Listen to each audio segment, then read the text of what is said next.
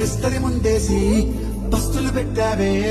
తీపి వస్తువు చుట్టూ తిరిగే ఈగను చేశావే